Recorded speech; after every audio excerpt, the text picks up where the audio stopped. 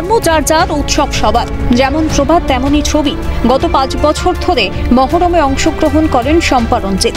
করেন মানত, সাজানো ঘোড়াকে প্রণাম করে পরিবারের জন্য প্রার্থনা করেন শম্পা। তিনি জানান, কোনো ধর্ম বর্ণ নয়, বিশ্বাসী আসল।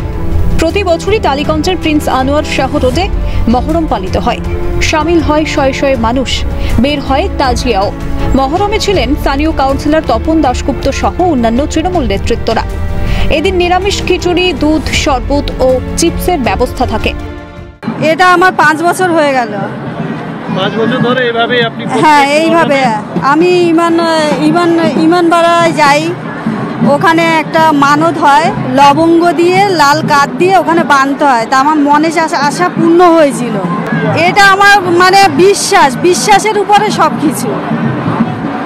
তাই আমার ভালো লাগে, তাই আসি। আমি বলতে চাইছি সবাই সমানভাবে চলুক, হিন্দু মুসলিম। আমরা একটা কথায়, আমাদের বাংলা কথায় কি বলে যে একই বৃন্দে দুটি কুসুম, হিন্দু মুসলিম, রক্তের কোনো ভেদাভেদ নেই। আমরা প্রতি বছরে আমরা এই গরিব দুস্থদের জন্য বা পবিত্র মহরম উপলক্ষে যে সমস্ত দর্শনার্থীরা মহরম দেখতে আসেন তাদের জন্য কিছু আহারের ব্যবস্থা করি। খিচড়া, নিরামিষ খিচড়া, গরম দুধ, শরবত এবং কিছু কিছু চিপস সবাইকে দিই, যাতে এরা সুস্থভাবে খাওয়া দাওয়া করে। কালকে আমরা উল্টো রথ টেনেছি, আজকে আমরা মহরমের মিছিলে আছি। এর থেকে বড় যে সাম্প্রদায়িক সম্প্রীতি আর কি হতে পারে? আমরা বিশ্বাসই করি না বাংলায় কোনো ভেদাভেদের, রাজনীতির মধ্যে কোনো ভেদাভেদ আছে। হিন্দু মুসলিম এক হয়ে সব উৎসবে আমরা সবাই একসঙ্গে থাকি। বিশেষ করে এই জায়গায় থাকি, সারা বাংলা জুড়ে থাকি। সব ধর্ম বর্ণের মানুষ এখানে মিলেমিশে বাস করে। এটাই ভারতের ঐতিহ্য, সংস্কৃতি।